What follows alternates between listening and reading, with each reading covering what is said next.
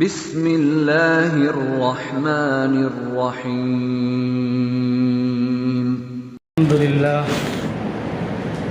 الحمد للہ وکفى وسلام علی عباده الذین اصطفى اما بعد فقد قال اللہ تبارک وتعالی فی القرآن المجید والفرقان الحمید اعوذ باللہ من الشیطان الرجیم بسم اللہ الرحمن الرحیم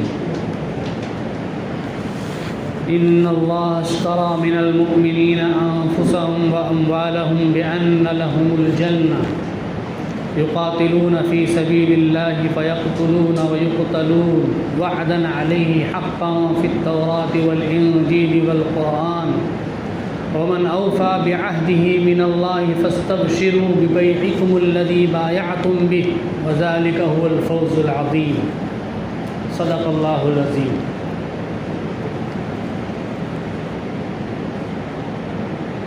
جو آیت میں نے پڑھی ہے اس کا ترجمہ یہ ہے، اللہ تعالیٰ فرماتے ہیں ان اللہ اشترى من المؤمنین انفسهم واموالهم بان لهم الجنہ، بے شک اللہ تبارک و تعالیٰ نے اہل ایمان سے ان کی جانوں کو اور ان کے مالوں کو خرید لیا ہے، بان لهم الجنہ، اس قیمت کے عوض میں کہ ان کو جنت ملے گی. یقاتلون فی سبیل اللہ، وہ اللہ کی راہ میں لڑیں گے، جہاد کریں گے. ویقتلون ویقتلون، پھر وہ قتل کریں گے دشمنوں کو یا قتل ہو جائیں گے، شہید ہو جائیں گے. وعدن علیہ حقا فی التوراۃ والانجیل والقرآن، اللہ نے یہ سچا وعدہ کیا ہے تورات میں بھی، انجیل میں بھی اور قرآن میں بھی. ومن اوفى بعهده من اللہ، اللہ سے زیادہ اپنے وعدے کو پورا کرنے والا کون ہو سکتا ہے. فاستبشروا ببيعكم الذي بايعتم به، اے مسلمانوں خوش ہو جاؤ تمہارے اس سودے بازی پر، اس خرید و فروخت پر جو تم نے اللہ کے ساتھ کی. ذلك هو الفوز العظیم، یہی بہت بڑی کامیابی ہے. اکثر مفسرین کرام فرماتے ہیں کہ یہ آیت بیعت عقبہ میں شریک ہونے والے انصار مدینہ کے بارے میں نازل ہوئی. ہجرت سے پہلے 11 نبوت کو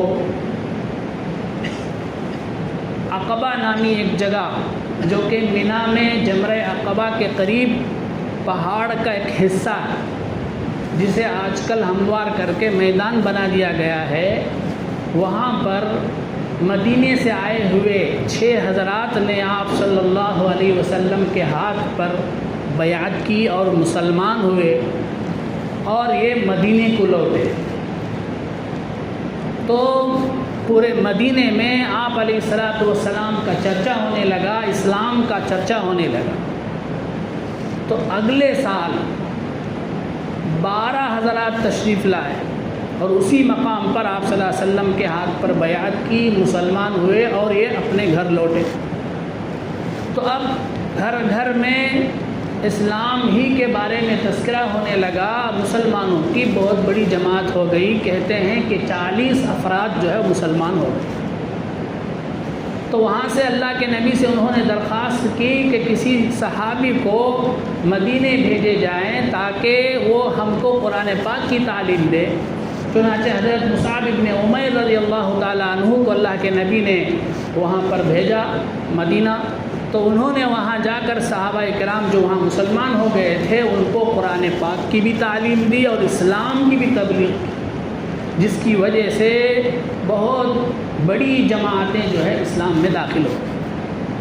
تو پھر تیسرے سال 70 افراد اسی مقام پر جمع ہوئے، جس میں مرد بھی تھے، خواتین بھی تھیں. تاریخ کی کتابوں میں بیعت عقبہ کے نام سے جو مشہور ہے وہ اسی تیسری بیعت کو کہا جاتا ہے. تو اس بیعت کے اندر پورے 70 افراد تھے. انہوں نے آپ صلی اللہ علیہ وسلم کے ہاتھ پر اسلام کے بنیادی عقائد پر بیعت کی اور اسلام کے اہم اعمال پر بیعت کی اور نبی اکرم صلی اللہ علیہ وسلم کی نصرت، حمایت، مدد کرنے پر انہوں نے بیعت کی۔ تو اس موقع پر عبداللہ ابن رواحہ رضی اللہ تعالیٰ عنہ نے آپ صلی اللہ علیہ وسلم سے کہا کہ اللہ کے نبی، معاہدہ طے ہو رہا ہے، آپ اپنے متعلق اور اپنے رب کے متعلق جو چاہے شرائط منظور کروا لیں، جو چاہے شرائط طے کروا لیں۔ تو اللہ کے نبی صلی اللہ علیہ وسلم نے فرمایا، میں اپنے رب کے متعلق یہ شرط رکھتا ہوں کہ تم اسی کی عبادت کرو گے، اس کے ساتھ کسی اور کو شریک نہیں کرو گے، اور میرے متعلق میں یہ شرط رکھتا ہوں کہ اگر میں ہجرت کر کے مدینہ آؤں اور میرے صحابہ مدینے آئیں تو تم میری اور میرے صحابہ کی اسی طرح سے حفاظت کرو گے، اسی طرح سے حمایت کرو گے جیسے تم اپنے بال بچوں کی، اپنی جانوں کی، اپنے مالوں کی حفاظت کرو۔ تو صحابہ نے، انصار مدینہ نے پوچھا، اللہ کے نبی ہمیں اس کے بدلے کیا ملے گا؟ تو اللہ کے نبی صلی اللہ علیہ وسلم نے فرمایا کہ تمہیں جنت ملے گی۔ تو انصار مدینہ انتہائی خوش ہوئے اور کہنے لگے کہ ہم اس معاملے پر راضی ہیں، ایسا راضی ہیں کہ کبھی بھی ہم اس سودے کو کبھی بھی فسخ نہیں کریں گے، نہ اس کی درخواست کریں گے۔ تو چونکہ یہ بیع جیسی ایک صورت ہو گئی، خرید فروخت کی ایک صورت ہو گئی تھی، اس لیے اللہ نے اس کو اشترا، خریدنے کے لفظ سے تعبیر کی۔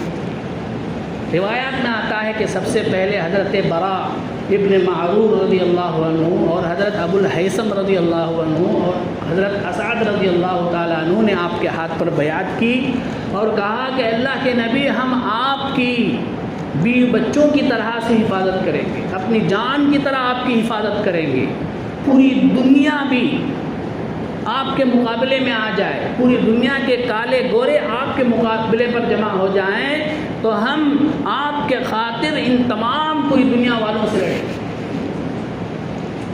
تو بزرگوں اور دوستوں، سب جانتے ہیں کہ انہوں نے اس وعدے کو ایسا پورا کیا، اس عہد کو ایسا پورا کیا کہ تاریخ ان کو انصار کے نام سے یاد رکھتی ہے، تاریخ اس کی نظیر پیش کرنے سے عاجز ہے۔ ایسی انہوں نے اپنی جان کی قربانی دی، اپنے مال کی قربانی دی آپ صلی اللہ علیہ وسلم کے خاطر، تو انہی کی شان میں اللہ نے آیتیں نازل کی۔ تو سب سے پہلے مصداق یہی صحابہ ہیں جنہوں نے بیعت عقبہ میں شرکت کی اور آپ کے ہاتھ پر بیعت کی۔ لیکن بزرگوں اور دوستو، چونکہ الفاظ عام ہیں، اللہ نے من المؤمنین کہا ہے، اس لیے پورے اہل ایمان اس میں داخل ہیں، ہم بھی اس میں داخل ہیں۔ جیسے ہی ہم نے کلمہ پڑھ لیا تو اپنی جان کو، اپنے مال کو اللہ کے ہاتھ میں جنت کے بدلے فروخت کر دیا۔ جنت صرف ایمان والے کو ملتی ہے، کافر کے لیے جنت نہیں ہے۔ اسی لیے ہے کہ مومن کیا کرتا ہے، جیسے کلمہ پڑھتا ہے وہ اپنی جان اور مال کو اللہ کے ہاتھ فروخت کر دیتا ہے جنت کے بدلے میں۔ تو اب ہماری جان بھی اللہ کی ہے، ہمارا مال بھی اللہ کا ہے، تو اب ہمارا فرض ہے کہ اللہ کی طرف سے ہمیں کوئی بھی قربانی دینے کا حکم ہو، جان کی قربانی دینے کا حکم ہو تو جان کی قربانی دینا ہم پر فرض، مال کی قربانی دینے کا حکم ہو تو اس کی قربانی دینا ہم پر فرض، کیونکہ اللہ کا ہے، اللہ کا ہو گیا۔ حضرت عمر رضی اللہ عنہ فرمایا کرتے تھے، یہ سودا بھی کتنا عجیب و غریب ہے کہ اس میں چیز بھی اسی کی ہے، قیمت بھی اسی کی ہے۔ ہم کوئی چیز بیچتے ہیں تو اپنی چیز دیتے ہیں، قیمت وصول کرتے ہیں، یہاں تو چیز، جان، مال اللہ ہی کی ہے، کیونکہ جان ماں کے پیٹ میں ڈالنے والا بھی اللہ ہے۔ آدمی جب پیدا ہوتا ہے تو بغیر سامان کے، بغیر مال کے پیدا ہوتا ہے، اس کے ہاتھ میں کچھ بھی سامان، کچھ بھی مال نہیں ہوتا، اللہ دیتا ہے۔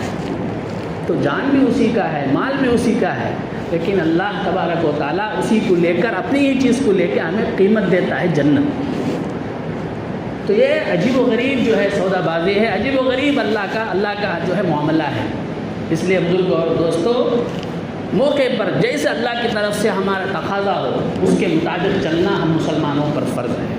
اب رمضان کا مہینہ ہے، اب تقاضا ہے کہ ہم بھوک پیاس کو برداشت کرنے کی قربانی دیں، تو یہ قربانی دینا ہم پر فرض۔ اب زکوٰۃ عام طور پر جو ہے رمضان میں نکالتے ہیں، تو اب اللہ کا ہم سے مطالبہ ہے کہ ہم اپنے مال کی قربانی دیں، تو اب اس کی قربانی دینا ہم پر فرض۔ تو جس موقع پر جو اللہ کا تقاضا ہو اس کے مطابق قربانی دینا ہم پر فرض ہو گیا، تبھی جو ہے ہم جنت کے مستحق ہوں گے۔